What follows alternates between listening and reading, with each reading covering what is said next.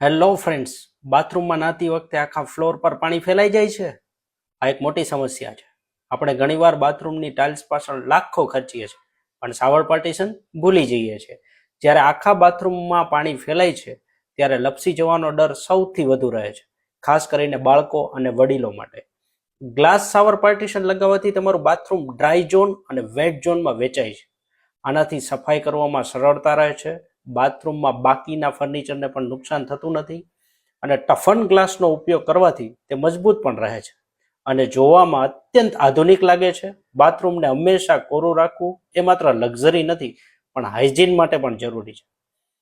તો આ reel share કરો તમારા એવા મિત્રોને કે જેમનો બંગલો, ઓફિસ કે ફ્લેટ બની રહ્યા હોય, કે જેમને શાવર પાર્ટીશનની ખરેખર જરૂરિયાત છે.